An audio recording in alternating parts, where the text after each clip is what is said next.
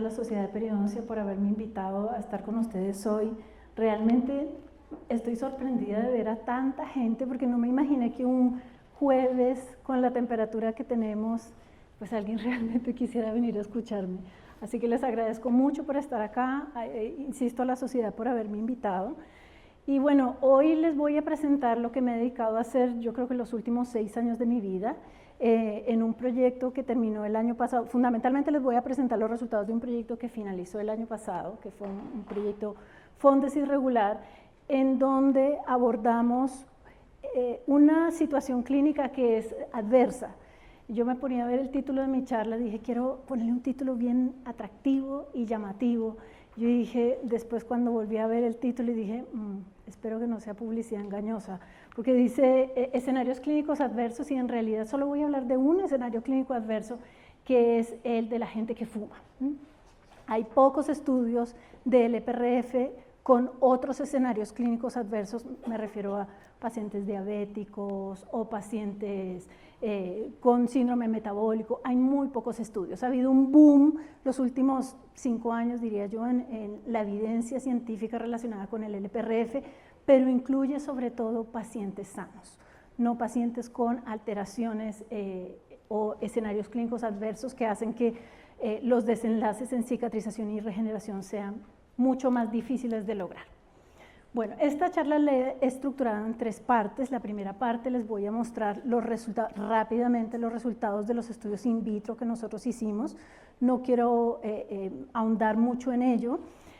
Y en la segunda parte, que es la que quiero contarles más a profundidad, son los resultados de un estudio clínico que hicimos en fumadores. Es la primera vez que voy a socializar los resultados de ese estudio clínico, y en la tercera parte, muy brevemente, les voy a contar qué es lo que estamos haciendo ahora con el EPRF. Bueno, todos ustedes saben que los concentrados plaquetarios los hemos estado utilizando por muchos años en la clínica, basados fundamentalmente en el estudio y el conocimiento del proceso de cicatrización, ¿cierto? A finales del siglo XX y empezando el siglo XXI, a alguien se le ocurrió que tal vez concentrar las principales células que están involucradas en las 2 primeras fases del proceso de cicatrización sería una herramienta benéfica para potenciar la cicatrización y la regeneración tisular. Entonces todos sabemos que ese es un proceso que tiene 4 etapas y que en la primera etapa, en la etapa de hemostasia, las plaquetas juegan un rol fundamental porque se requiere que haya la formación del tapón plaquetario, ¿cierto? Que no siga sangrando esa herida y que además las plaquetas, que todos sabemos que tienen estos gránulos alfa, que contienen un montón de biomoléculas, entre ellas factores de crecimiento, se liberen al sitio de la herida para generar actividades biológicas, para reclutar otras células al sitio de la herida, como por ejemplo los neutrófilos, como otras células del sistema inmune, que van a jugar también un rol fundamental en la siguiente fase, que es la de inflamación, para que esa herida se mantenga limpia y no se infecte. Y esas células, a su vez, van a secretar otra serie de mediadores que van a reclutar a las células de la tercera fase, que es la fase proliferativa, a donde llegan fibroblastos, células endoteliales, queratinocitos, y que son necesarias para formar, ¿cierto?, ese primer andamio de tejido que posteriormente se va a remodelar. Entonces, a alguien se le ocurrió que concentrar las plaquetas y los leucocitos podría ser una excelente herramienta para llevarlo al sitio receptor y que del propio individuo que estamos interviniendo, pues pudiéramos utilizar esa ventaja de todas estas biomoléculas que generan esta célula. Quiero recomendarles este paper. En todos los papers que puse en mi presentación hay códigos QR por si ustedes quieren revisar esos artículos. Yo lo iba a mencionar más adelante, pero aprovecho este código QR para decirles que si ustedes entran a la página del Periodontology 2000, se van a dar cuenta que el último volumen del Periodontology 2000 es un volumen dedicado a concentrados plaquetarios. Yo pienso que es un hito súper importante para el uso de estas herramientas en la clínica. Todavía sigue habiendo mucha gente escéptica del uso de EPRF o de otros concentrados plaquetarios. El que más utilizamos en la clínica hoy en día es el EPRF. Pero este volumen del Periodontology 2000, que todos sabemos que es la revista número 1 de nuestra área y de odontología, pues demuestra que la evidencia ha venido fortaleciéndose y que pues ya los escépticos ya no deberían ser tan escépticos, sino atreverse a utilizarlo porque ya se ha demostrado su efecto benéfico en varias situaciones clínicas. Bueno, simplemente para recordarles, el LPRF es un concentrado plaquetario de segunda generación que tiene la ventaja de que no requiere el uso de modificadores bioquímicos de la coagulación, es decir, no necesitamos utilizar anticoagulantes ni factores procoagulantes para obtenerlo, básicamente con una venopunción, obteniendo la sangre venosa en estos tubos que no tienen anticoagulantes y que son de plástico y que tienen que están recubiertos de silicona, ¿cierto?, en la parte interna para permitir la activación de la cascada de coagulación, mientras centrifugamos esa sangre, esos tubos, en estas centrífugas. Tiene que ser la centrífuga EVA 200 o Intraspin. ¿Por qué menciono esa marca? Porque son las únicas centrífugas que están aprobadas por la FDA para que los productos que obtengamos realmente los llamemos como LPRF. Si ustedes hacen un estudio con estos concentrados plaquetarios y utilizan otra centrífuga que no sea esta, no le pueden decir LPRF, tienen que decir PRF, no LPRF. Y además, ¿por qué esa especificidad de la centrífuga? Porque esa centrífuga tiene una angulación de 33 grados, los tubos, perdón, van a quedar en 33 grados verticalmente, lo que va a permitir que haya una distancia entre el tubo y el rotor de la centrífuga que hace que donde se inicia el proceso de coagulación vamos a tener 408 G, o sea, la fuerza centrífuga que se va a generar ahí es de 408 G y de 700 acá en la parte más extrema del tubo. Todas las centrífugas tienen rotores con diferentes angulaciones, con diferentes distancias, entonces por eso es tan importante que si nosotros vamos a replicar el protocolo, se mantengan estas condiciones para efectivamente obtener el LPRF. La otra cosa que ya ha sido demostrada mediante varios estudios es que el tiempo que transcurre entre la toma de sangre venosa y la centrifugación es súper importante. Es decir, que si yo tomo a mi paciente los 8 tubos, espero, los llevo a la centrífuga y luego pongo a centrifugar, es mucho el tiempo que transcurre entre el primer tubo que yo tomé y la centrifugación.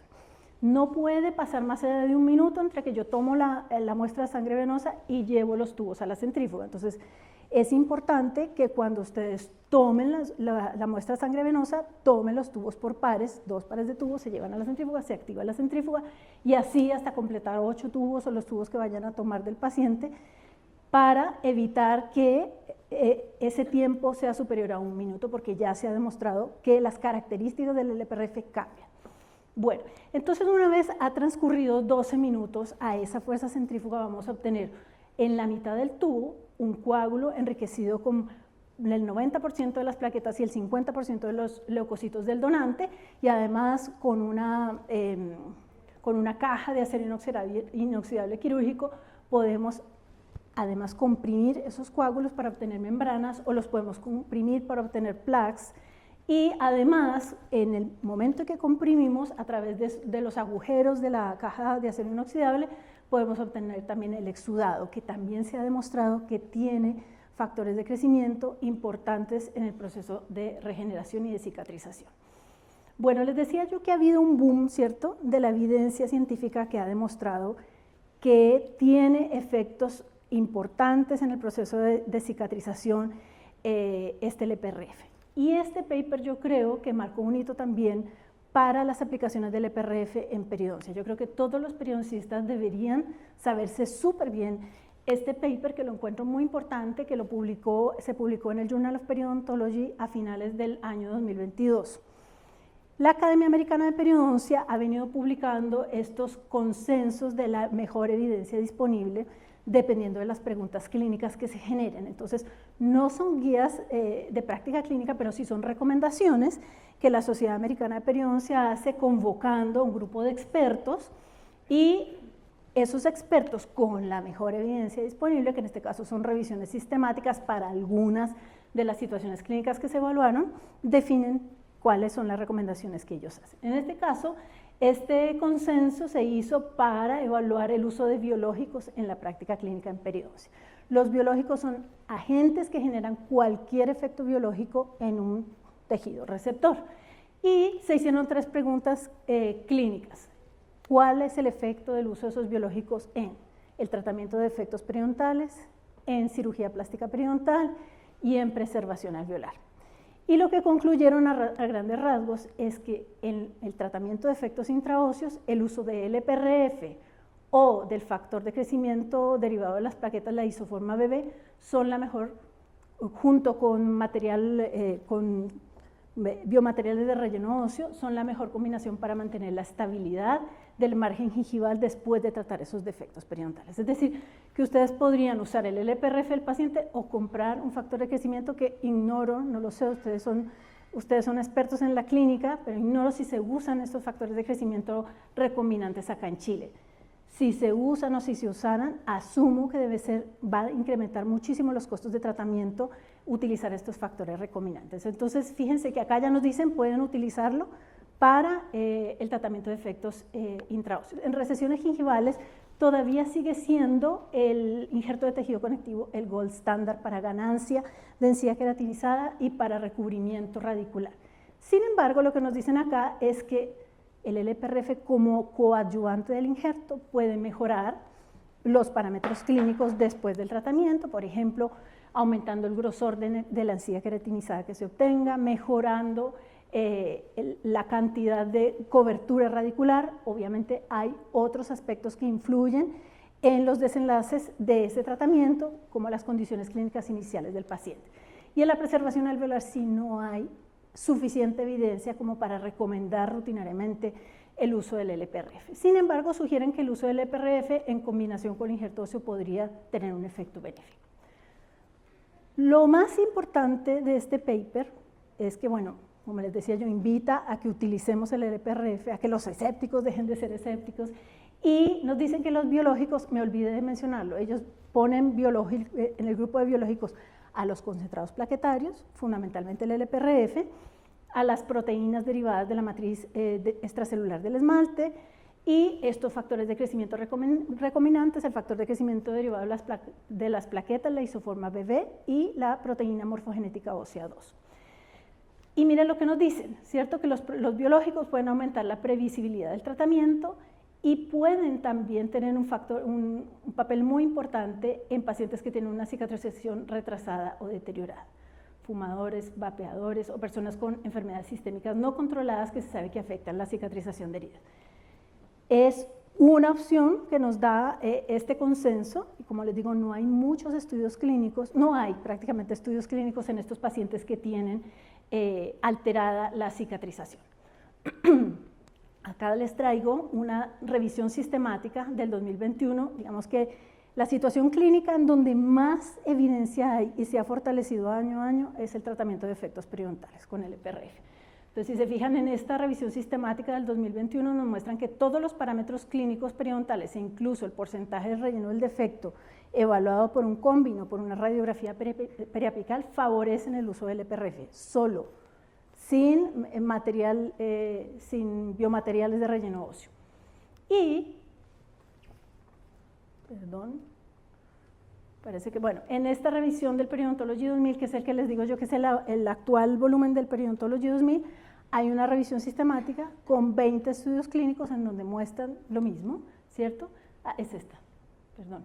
En donde muestran que el uso del LPRF favorece los parámetros clínicos del tratamiento de esos defectos periodontales. Este es el que les mencionaba yo, que es el que los invito a revisar, porque hay revisiones sistemáticas del uso del LPRF en defectos periodontales, en cirugía plástica periodontal, están los principios básicos del LPRF, de por qué funciona el LPRF, y también hay una revisión narrativa del uso del LPRF en tejidos extraorales en pacientes que sí tienen un compromiso importante en la cicatrización, en úlceras de diabéticos, en úlceras de difícil tratamiento, así que se los recomiendo. Bueno, entonces les decía yo que ¿qué ocurre en escenarios clínicos complejos? Nosotros nos hicimos la pregunta, bueno, sí, muy bonito el LPRF, muy bueno, promueve la cicatrización, pero ¿y qué pasa con los pacientes que llegan a la clínica que no necesariamente son los sanos, sino en general son los pacientes que fuman, son los pacientes diabéticos, son los pacientes que tienen otro tipo de patologías que hacen más difícil el éxito de nuestros tratamientos en la clínica? Entonces, nosotros pensamos ¿qué pasaría con los diabéticos? ¿Y por qué, con los fumadores? ¿Y por qué nosotros nos inclinamos por estudiar a los fumadores y no por los diabéticos o por otro tipo de patología, porque resulta que nos dimos cuenta cuando planteamos este proyecto, como en el 2019, que de acuerdo a la última encuesta nacional de salud de Chile, el 32.5% de los chilenos fuman, al menos fuman 1 o 2 cigarrillos al día, es decir, somos tal vez dentro de Latinoamérica los que más fumamos. No tengo ni idea qué pasa hoy en día después de la pandemia, que evidentemente la pandemia afectó la percepción de los fumadores, porque sabemos que la combinación de COVID y fumar pues agudizaba el cuadro clínico del COVID. No ha habido una segunda encuesta nacional de salud, así que no sé si tenemos más fumadores ahora o si los que fumaban antes del COVID fuman más o fuman menos. Es muy importante que pudiéramos tener otro estudio para saber qué pasó con los fumadores, porque en países desarrollados o países de la OCDE como nosotros ha habido una tendencia a disminuir ese hábito de fumar. Entonces, ¿estaremos igual que los otros países o no? No lo sé.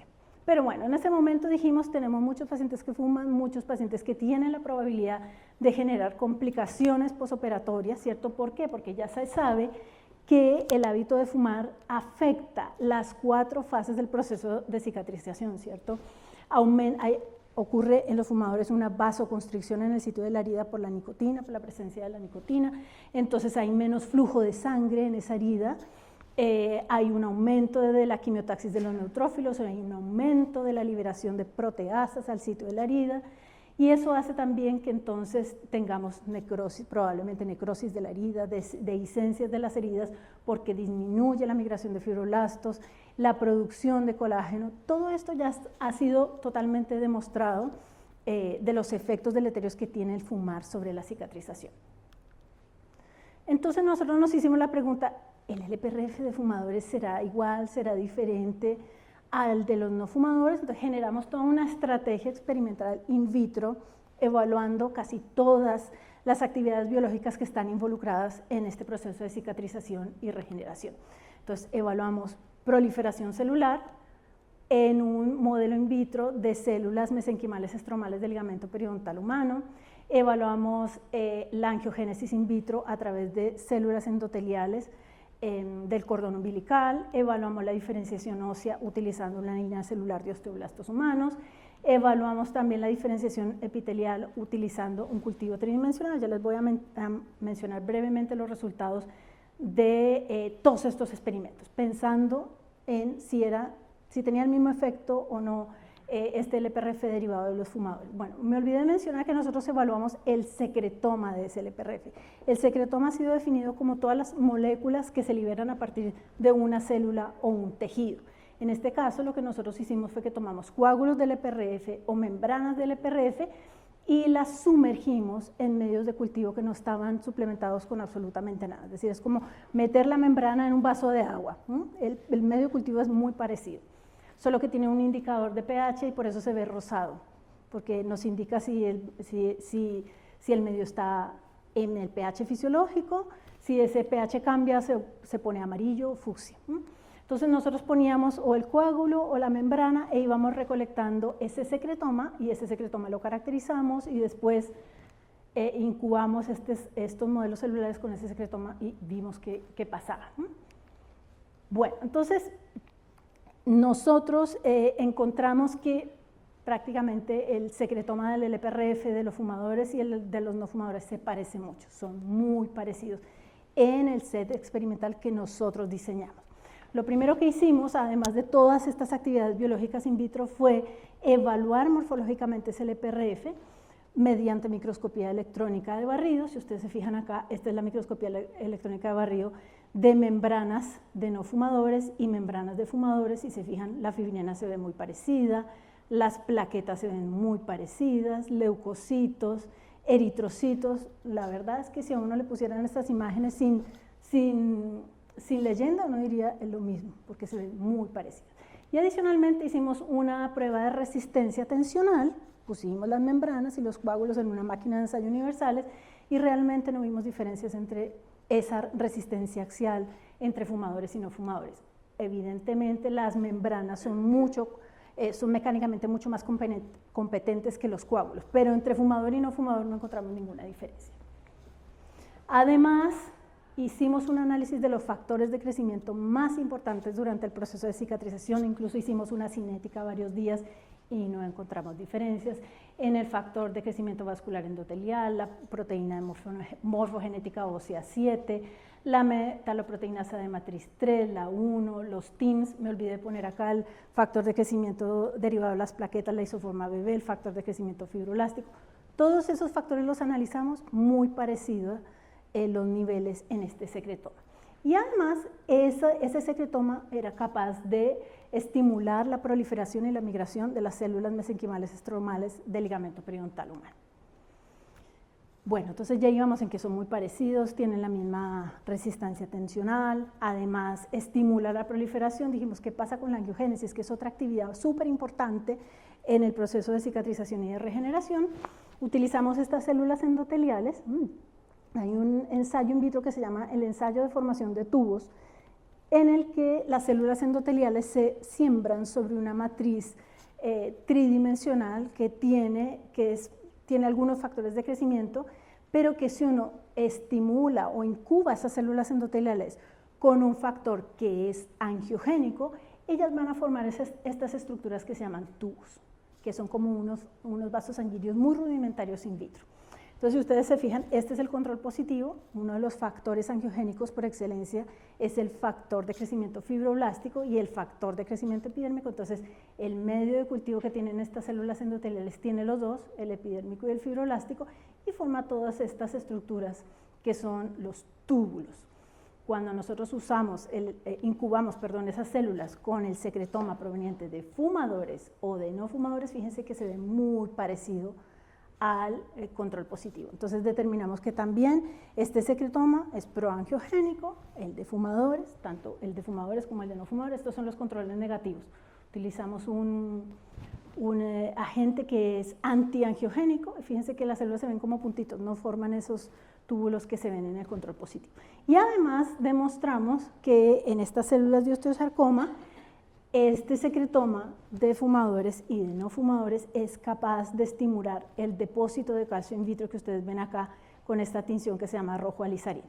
Entonces, cuando ponemos ese secretoma, incluso con una concentración de 50%, diluimos, es capaz de estimular mucho más el depósito de calcio que el control, que en este caso es el medio de cultivo convencional. Bueno, entonces eso fue lo que vimos in vitro, ¿cierto? Que era muy parecido. Nosotros quisimos generar un proyecto que pudiera conectar lo básico con lo clínico, ¿cierto? Que pudiéramos estudiar todas las características de este secretoma del LPRF in vitro y luego ver qué pasaba in vivo. Entonces, diseñamos un estudio clínico aleatorizado entre la Universidad de los Andes y la Universidad Católica.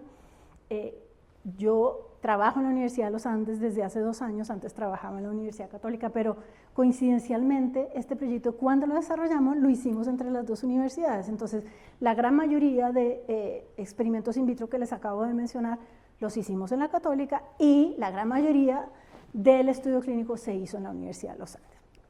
Bueno, entonces diseñamos perdón que se movió este título ahí, este estudio clínico aleatorizado, en el que debo mencionar a priori que aprendí un montón, porque finalmente me di cuenta lo difícil que es hacer la investigación clínica, la logística que requiere hacer la investigación clínica, la importancia del trabajo en equipo y la importancia de ser rigurosos con cada uno de los pasos que llevamos a cabo dentro de esta investigación clínica. Entonces, empezamos a diseñar primero los criterios de inclusión y de exclusión, de cumplir con todos los requisitos para que nos aprobara el Comité de Ética. Este estudio lo aprobó el Comité de Ética, Comité Ético Científico de Ciencias de la Salud de la Universidad Católica y también el Comité de Ética Asistencial del Centro de Salud San Bernardo, que fue donde se llevó a cabo la mayoría de procedimientos clínicos. También hubo unos pocos participantes que fueron evaluados y tratados en la clínica odontológica docente de la Universidad Católica. Entonces, definimos inicialmente incluir personas entre 20 y 60 años que fumaran al menos 10 cigarrillos al día. Dijimos, hagámoslo fumadores pesados, porque ahí vamos a ver un efecto real del fumar y que fumen esos 10 cigarrillos al menos el último año de su vida. Pero en esto que les digo yo, que empieza el estudio clínico, que empezamos a reclutar, fue súper difícil el reclutamiento de pacientes. Nos dimos cuenta que los fumadores son personas que se sienten muy estigmatizadas. Entonces, por más de que uno diga, a ver, ¿quién fuma acá? Nadie es capaz de decir yo fumo, porque todavía se sienten muy señalados. Entonces, nos costó un montón el reclutamiento. Inicialmente, bueno, antes de seguir con la historia, debo decir, entonces, pacientes adultos que fumaran al menos 10, luego lo bajamos a 5 cigarrillos porque tuvimos muchas complicaciones para reclutar gente que fumara toda esa cantidad de cigarrillos. Inicialmente queríamos todo tenerlo muy controlado, que fuera así, que tuviéramos los resultados perfectos. Entonces dijimos, no, vamos a hacerlo solamente con alvéolos de una sola raíz. Entonces solo vamos a incluir a pacientes que requieran, que tengan indicación de extracción de caninos o de centrales o de laterales, y ojalá todos superiores, porque los alvéolos sabemos que son todos diferentes, ¿cierto? Se reabsorben diferente, y nosotros lo que queríamos era evaluar el uso del EPRF para la preservación alveolar, ¿cierto? Entonces dijimos, este modelo es súper bueno, súper interesante, porque entonces hacemos la extracción del diente, tomamos un combin, evaluamos los tamaños del alvéolo y y además que esos pacientes los vamos a rehabilitar con implantes. Entonces justo antes de poner el implante le tomamos una biopsia y así vamos a tener un estudio precioso, porque vamos a tener el seguimiento imagenológico del alvéolo con el combin, ¿cierto? Al inicio, con el combin antes de poner el implante y una biopsia. Entonces vamos a tener todos los resultados. Entonces cuando dijimos solo de dientes unirradiculares, ahí sí que menos teníamos pacientes. Entonces dijimos, no, vamos a poner todos los alvéolos porque el reclutamiento se está haciendo muy difícil. El reclutamiento lo empezamos el 2020 con la pandemia, eso complicó absolutamente todo. Hicimos flyers, el doctor Advanter es testigo, tratamos de involucrar a las unidades de diagnóstico tanto en la Católica como en la Universidad de los Andes, con los estudiantes de los postítulos, y nos costó muchísimo el reclutamiento. Por eso les digo que realmente para mí ha sido un aprendizaje enorme de qué cosas debiésemos tener en cuenta la próxima vez que hagamos un estudio clínico. Bueno, además esos alvéolos debiesen tener un soporte de hueso alveolar de al menos un 50%, que tuvieran todas las 4 paredes, ¿se fijan? Entonces ahí vamos haciendo los criterios más estrictos, por eso el reclutamiento nos costó tanto.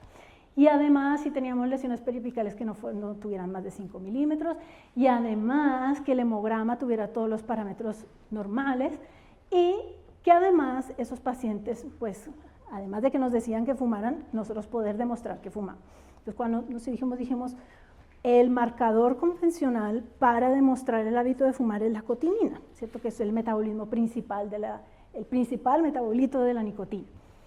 Y dijimos, bueno, que los pacientes, además del hemograma, se tomen una prueba de cotinina. Cuando fuimos a darnos cuenta, no había pruebas de cotinina en saliva acá en Chile. El paciente, además de ir a hacerse el hemograma, tenía que ir a tomarse una prueba de orina de cotinina. Entonces eso complicaba más la logística del estudio.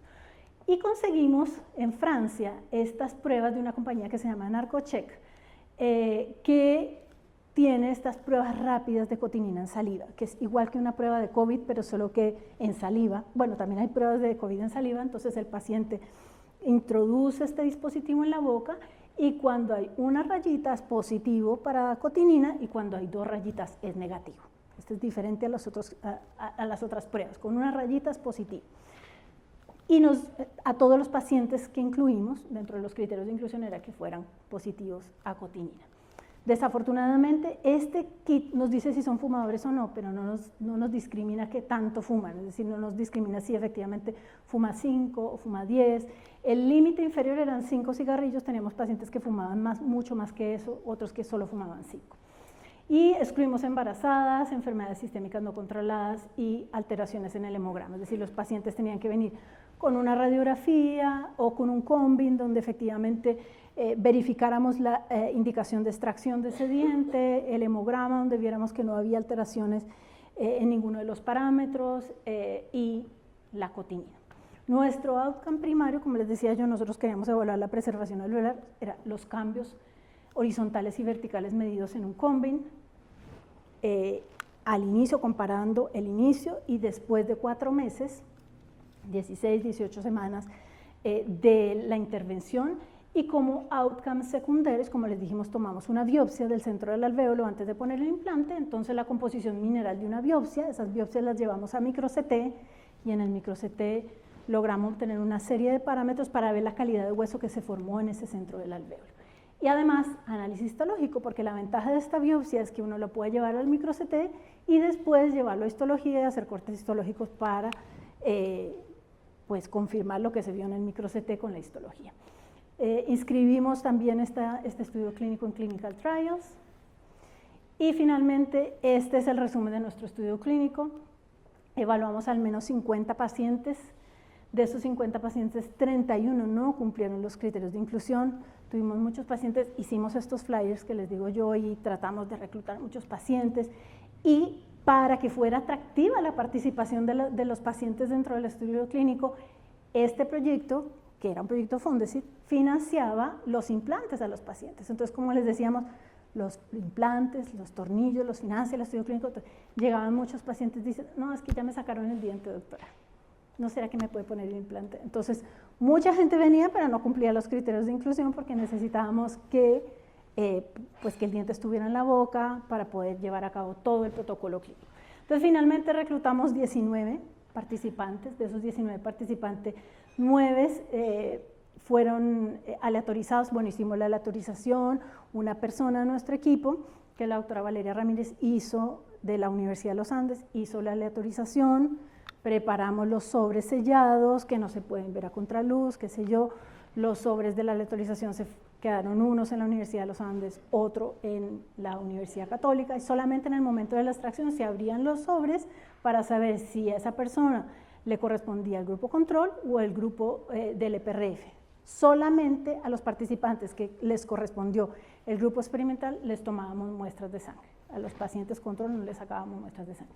Entonces les decía yo, 9 en el control, 10 en el EPRF, y tuvimos 2 pérdidas, una en cada grupo, pacientes que después de la exodoncia no volvieron nunca más, a pesar de que sabían que el implante, de que tratamos de seguirlos y demás, no volvieron. Entonces al final analizamos 8 participantes en el grupo control y 9 en el grupo experimental, que es una muestra pequeña, ¿no? Uno quisiera tener una muestra mucho más grande, pero como les digo, fue muy difícil el reclutamiento. Entonces lo que hacíamos era que además los pacientes tenían que tener su terapia básica periodontal hecha antes de la intervención para asegurarnos que no había inflamación en los tejidos, ¿cierto? Y una vez entonces llegaba el procedimiento clínico, que era la extracción, la exodoncia, dependiendo si era la cicatrización natural, que era el grupo control, el coágulo, o el LPRF. Una vez terminado el procedimiento, a ese participante, a ese paciente le tomábamos un combin. Algunos logramos tomarles escáner intraorales el mismo día de la cirugía, pero ahí de nuevo insisto en los problemas logísticos, ¿no? Lograr que esté disponible el escáner, que esté disponible el combin justo después de la cirugía. Son muchas cosas casi que yo decía, tienen que alinearse los planetas para poder llevar a cabo todo este protocolo tal cual lo hicimos. Y puedo asegurarles que en estos pacientes que finalmente analizamos los resultados, lo logramos. Es una muestra pequeña, pero logramos cumplir con toda la rigurosidad del protocolo que inicialmente planteamos.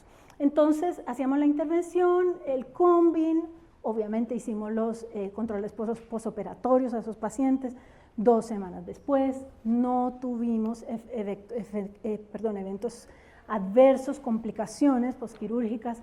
La cirugía se hizo lo más atraumática posible, nos pusimos de acuerdo, incluso con modelos de marfilina para que todos los clínicos que intervinieron y que ponían los LPRFs o la cirugía fuera igual, ¿cierto? Que el procedimiento fuera lo más atraumático posible y que la obtención, el protocolo de obtención fuera tal cual se los dije yo, con la centrífuga que era, con la caja Expression Box, que es la que hemos utilizado, y utilizamos entonces en cada alvéolo al menos 2 plaques del EPRF cubiertos de doble capa de membrana de LPRF también y suturado. El grupo control simplemente sutura, no se hizo absolutamente nada en el alvéolo, le indicamos a los pacientes que debían dejar de fumar al menos las primeras 24 horas después de la extracción o después del procedimiento de poner el LPRF.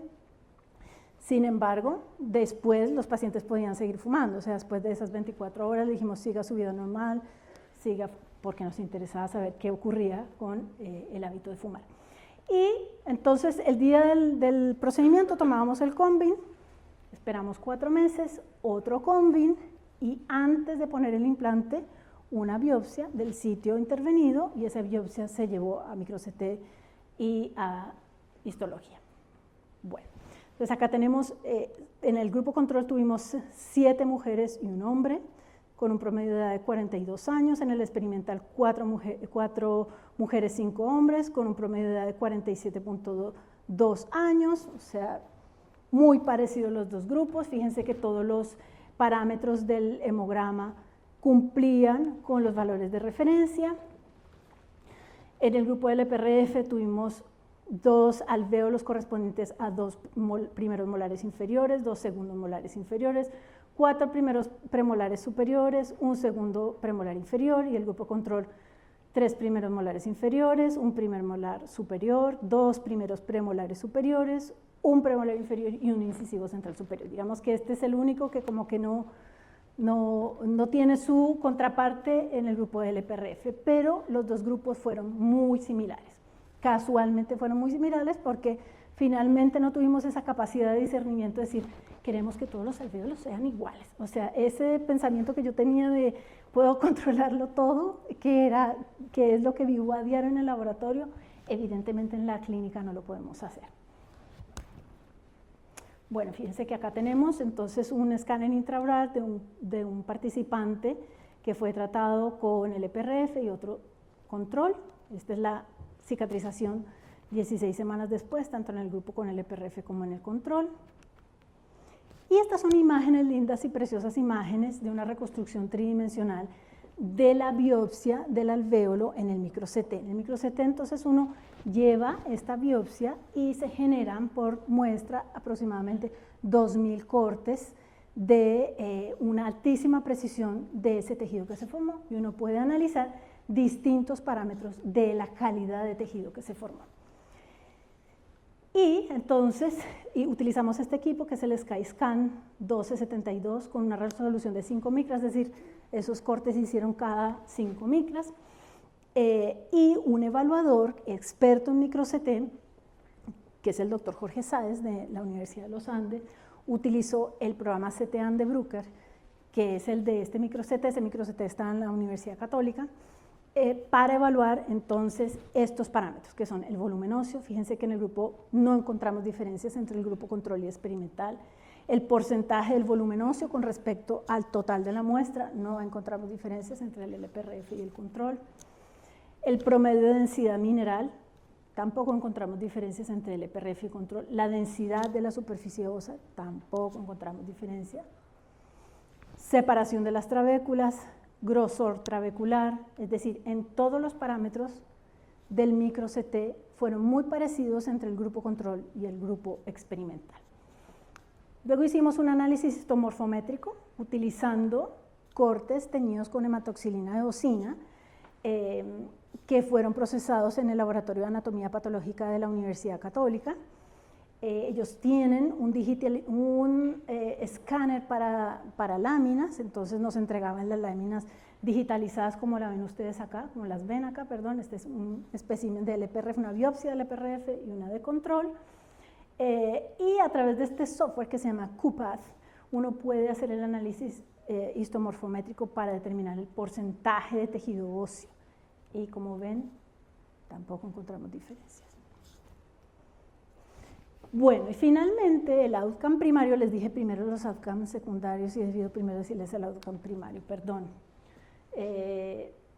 Nuestro outcome primario, que era la dimensión del alvéolo, la medimos utilizando estas 9 medidas, entonces 2 evaluadores, ¿cierto? Que en este caso son el doctor Guillermo Concha y el doctor Jorge Sáez, que son radiólogos de nuestra universidad, la Universidad de los Andes, hicieron una calibración, ¿cierto? Utilizando 20 Cummins de pacientes que no eran del estudio, hicieron una medición 2 días diferentes, se pusieron de acuerdo qué estructuras anatómicas iban a utilizar para hacer estas medidas horizontales, una medida marginal o más cercana a la cresta ósea, ¿cierto?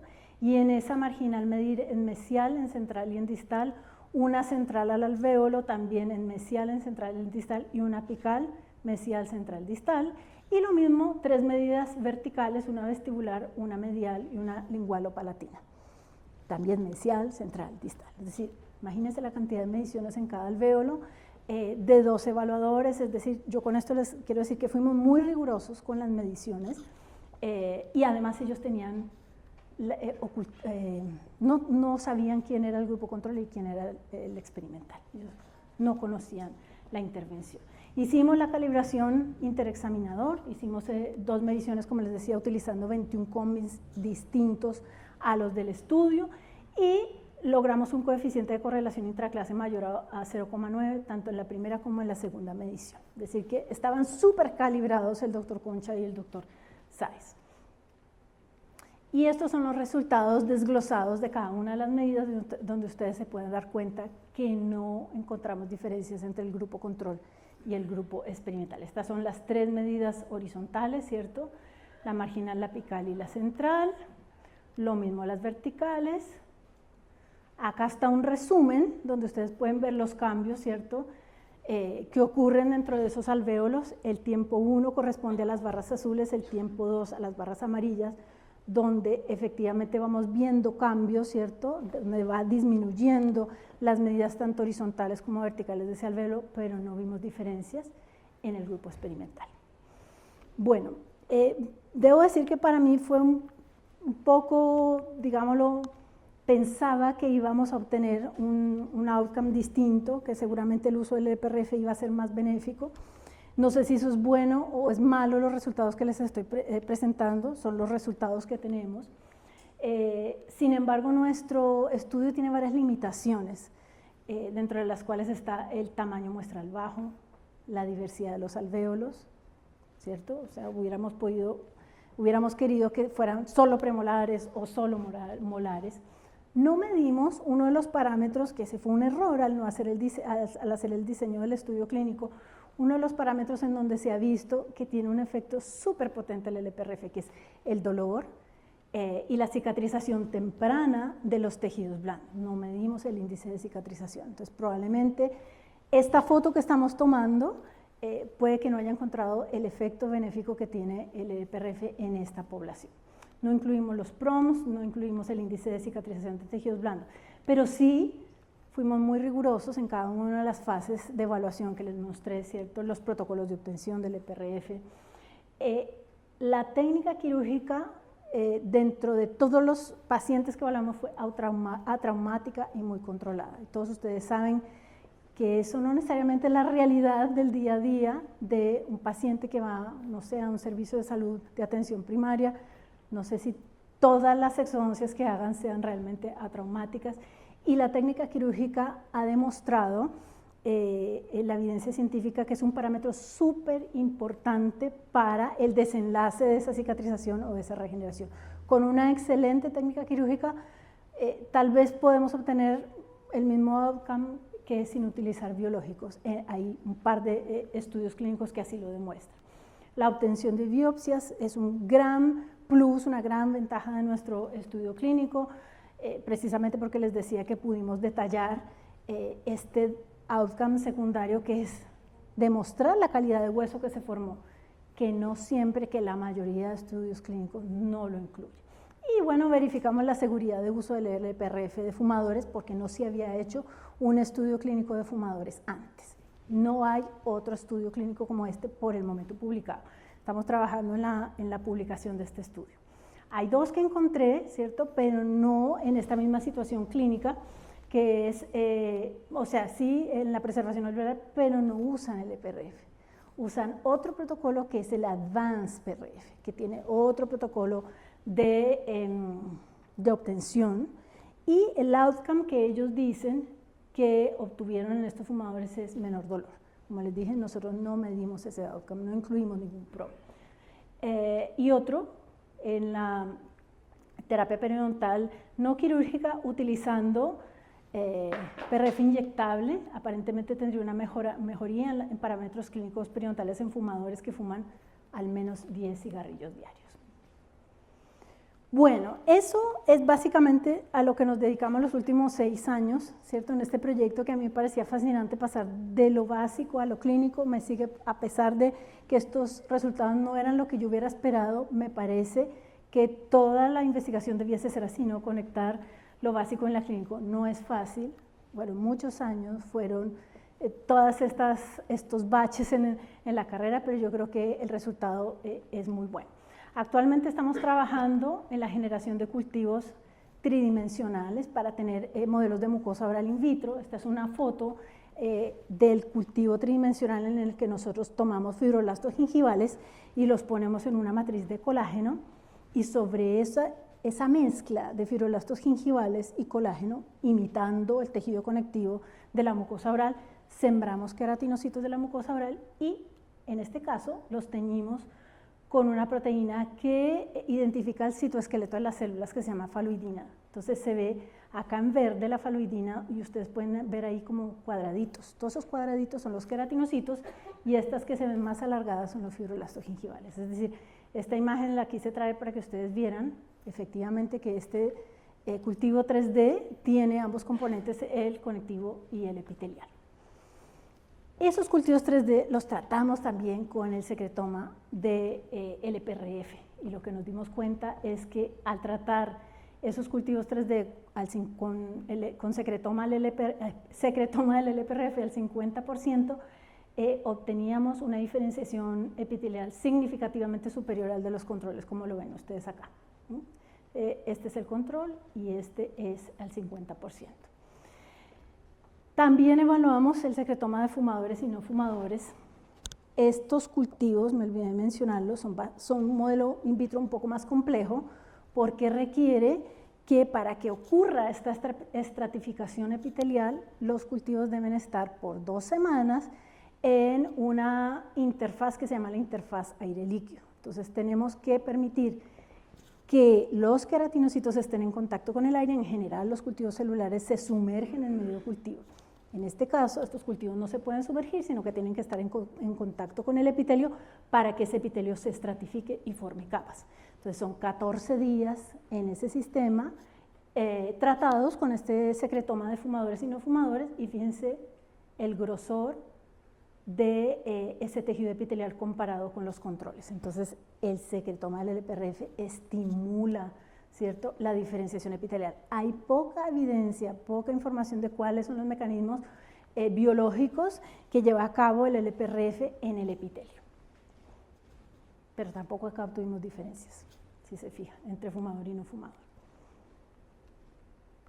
Bueno, y hemos estado trabajando en generar un nuevo proyecto que nos permita conocer más a fondo los mecanismos moleculares del LPRF en la mucosa oral.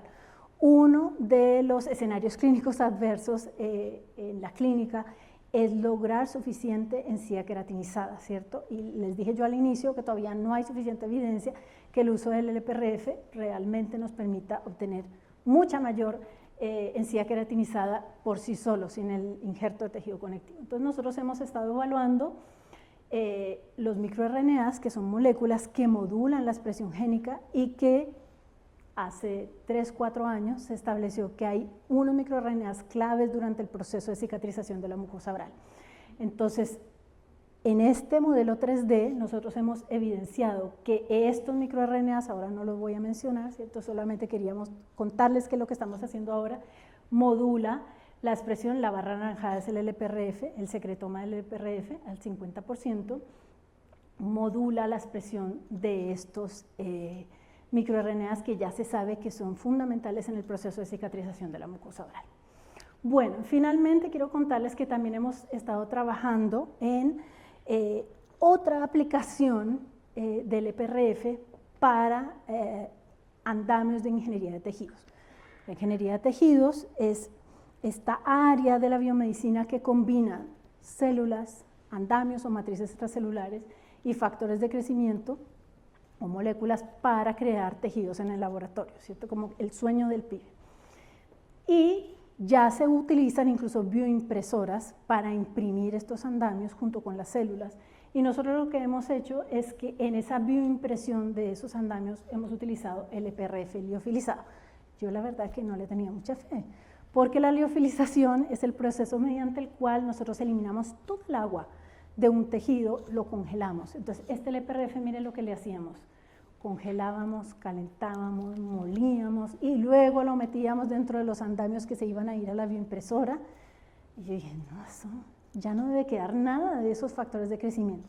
Y resulta que sí, hicimos la misma estrategia experimental de sumergir estos andamios que están compuestos de nanohidroxiapatita, quitosano y gelatina, los sumergimos en este mismo medio de cultivo para obtener un secretoma, bueno, pero en este caso no es secretoma, sino como un medio condicionado de esos andamios, y ese medio condicionado le hicimos ELISA para determinar los niveles de factor de crecimiento derivado de las plaquetas, la isoforma BB y el factor de crecimiento fibroblástico básico, y fíjense que los andamios, que es la barra azul, la rosada y la amarilla, no, perdón, la azul y la rosada liberan el LPRF, es decir, a pesar de todo este procesamiento, la liofilización hace que estos factores sean muy estables. Entonces seguimos trabajando en liofilizar esto para otras aplicaciones, pensamos en el futuro de aplicaciones clínicas, así que en un futuro, espero no muy lejano, pueda venir a contarles más acerca del LPRF liofilizado. Bueno,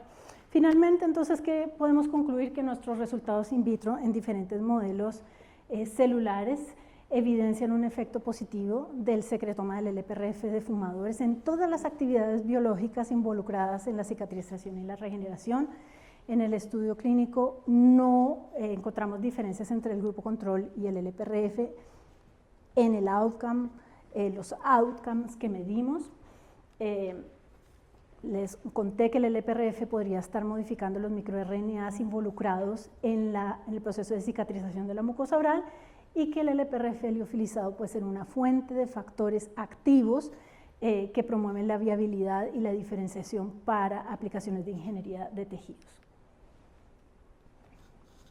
Hoy, finalmente, pues tengo que agradecer a muchas personas, ¿cierto? Porque trabajamos muchos en este proyecto, no tengo fotos de todos, pero sí tengo que agradecer a los coinvestigadores de este proyecto Fondesit, que son el doctor Patricio Smith, la doctora Claudia Sáez de la Universidad Católica y el doctor Nelson Pinto, que como ustedes saben ha sido un pionero en el uso del LPRF y todos los protocolos clínicos, un pionero no solamente en Chile, sino a nivel mundial.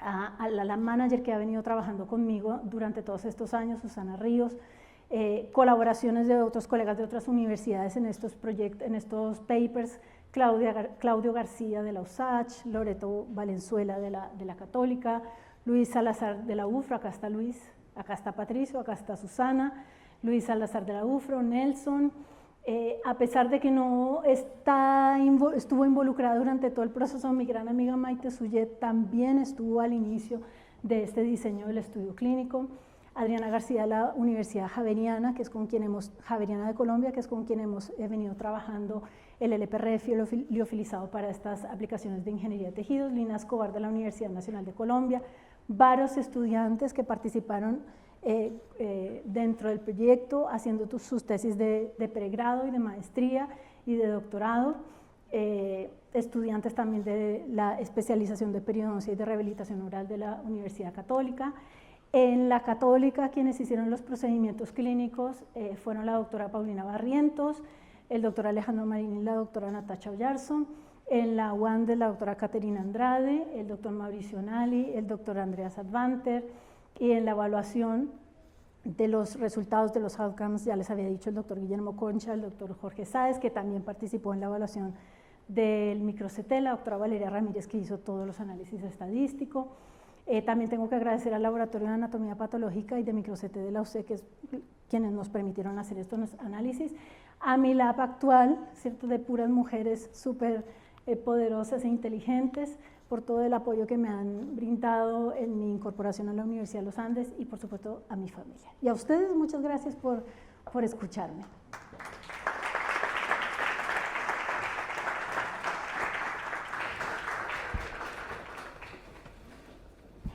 Perfecto el tiempo. ¿Qué pasa? Es seca. agradecer la charla de la doctora Martínez, no solamente por la excelencia de la presentación, sino que por la honestidad. No siempre se escucha todos los baches que tienen los estudios clínicos, así que muy agradecidos por excelente charla. ¿Alguna pregunta? ¿Alguien tiene algún comentario o pregunta que realizar?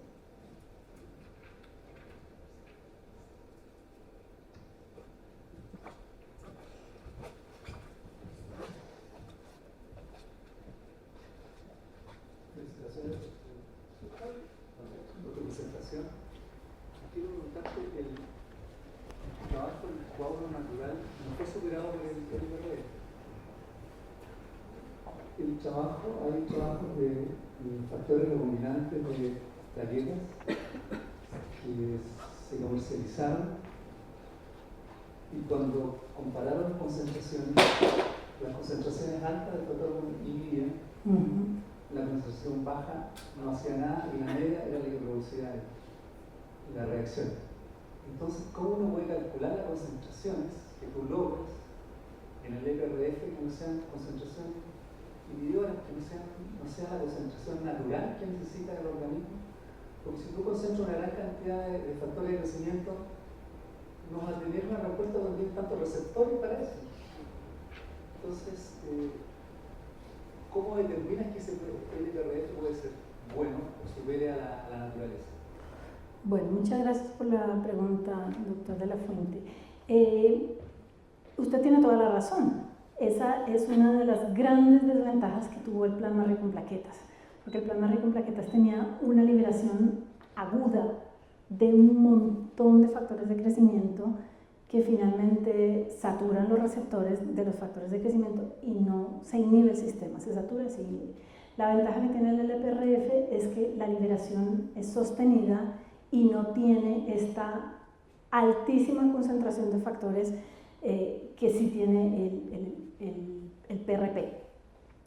Con respecto a las diferencias, no sabría decir si es un problema de concentración, ¿cierto?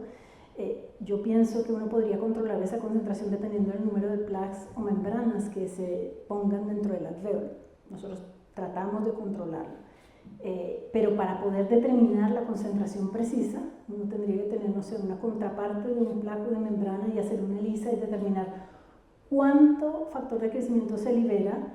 Hay que también pensar que ese plaque o esa membrana interactúa con el tejido receptor y el tejido receptor tiene metaloproteinasas y realmente no sé cuánto de ese factor va a estar activo teniendo metaloproteinasas que van a degradar esos factores de crecimiento. Entonces, es una pregunta difícil de responder, pero lo que sí le puedo asegurar es que a diferencia de este boom que generaba, este boom de factores que generaba el PRP, el LPRF ya ha sido súper demostrado que lo libera más lentamente.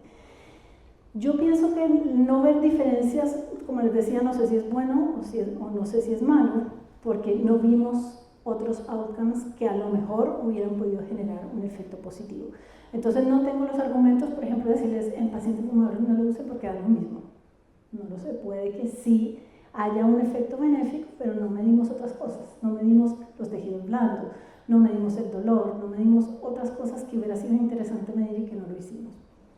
O también otros tiempos, porque finalmente los cambios en el alvéolo, por ejemplo, a los 3 meses, a los 2 meses o a los 6 meses son diferentes. Hubiéramos podido, no sé, esperar un poco más y haber medido después y de repente sí ver un efecto, no lo sé. Hay muchas posibles respuestas a por qué no fue mejor. Y la última pregunta, con respecto a las células que estudian en la regeneración periodontal, para obtener regeneración periodontal real, tiene que haber regeneración de cemento y fibra chata. En los estudios clínicos, porque no podemos hacer biopsia de los trabajos que hacemos en los rellenos, no sabemos si es un relleno óseo con un epitelio largo solamente lo que se obtiene, o si hay regeneración periodontal. No podemos determinarlo eso con este tipo de... Efectivamente, no se puede determinar porque finalmente los tejidos periodontales son tan complejos y no hay un modelo animal que sea ideal para estudiar la regeneración con el EPRF. ¿Por qué? Por el protocolo de obtención del EPRF. No es lo mismo estudiar un factor de crecimiento recombinante o las proteínas derivadas de la matriz del esmalte que han sido evaluadas en ratas, ratón, minicerdo, pudiese ser un buen modelo, pero no tenemos el facility de animales de cerdo, al menos en Latinoamérica. Entonces el modelo también es un temor, pero tiene razón, se necesita cemento, hueso y ligamento periodontal. Constanza, muchas gracias, felicitaciones. Primero, dentro del universo que tomaron, había pacientes fumadores, hombres, mujeres, y el grupo etario, ¿cómo lo determinaron? Porque pueden ser fumadores jóvenes, adultos mayores, y no sé si consideraron, porque había una consideración de al menos 5 cigarrillos en el último año, pero consideraron también, independiente de la cantidad de cigarrillos, qué tiempo eran fumadores, porque era una inclusión el último año. Sí. Pero el fumador podría haber tenido un histórico de muchos años previos de fumador que ya se sabe que hay un efecto, ¿verdad? Eso por una parte, y lo otro, cuando hablan de que las limitaciones eran la biodiversidad del alvéolo, era porque obtuvieron las muestras de premolares molares porque era una pieza de talla distinta, o porque había una condición la condición metabólica o la condición mineral del alvéolo distinto. Porque al principio hablaron de indicación de extracción de caninos laterales a incisivos, y después tuvieron un solo incisivo y muchos premolares y molares.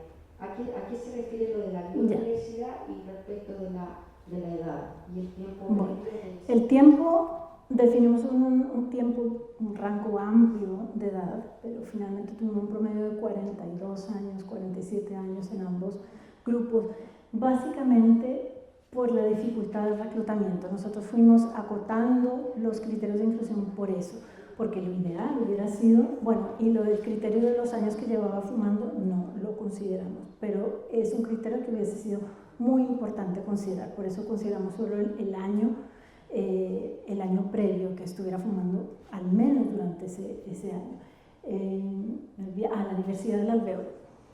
Cuando mencioné lo de los incisivos laterales, fue el criterio inicial, que dijimos, no, para que todos los alvéolos sean muy parecidos, pero con la dificultad del reclutamiento dijimos, no, los alvéolos que haya, porque si no, no vamos a lograr obtener el resultado que necesitábamos obtener. Entonces, a la diversidad del alvéolo me refiero a que no es lo mismo la cicatrización o la pérdida ósea, de alvéolos de premolares comparado con los de una raíz o de los premolares, incluso entre los superiores e inferiores pudiese haber diferencias. Entonces uno lo que quisiera es que ojalá fueran todos primeros molares, ojalá todos fueran primeros premolares y no mezclar los alvéolos. Eso pudiera haber tenido un efecto en el resultado, no lo sé. Y la indicación de extracción era por una patología periodontal, por una lesión periapical, por ambas condiciones, y que eran piezas que no eran rehabilitables. Efectivamente, eran piezas, tuvimos algunos traumas dentoalveolares, eso hubiera sido ideal que todos fueran traumas dentoalveolares porque los tejidos no están inflamados. De todas maneras les mencioné yo que a todos se hizo la terapia básica periodontal para disminuir al máximo la inflamación. Pero la gran mayoría, enfermedad periodontal, muy pocas lesiones periapicales. Muchas gracias. ¿Alguna otra pregunta? Agradecemos entonces a la doctora Constanza Martín y a la doctora Elizabeth Lozano, que va a hacer una entrega del regalo. Muchas gracias. Le agradecimiento. Muchas gracias. Para el último jueves de septiembre Más tarde. va a estar la doctora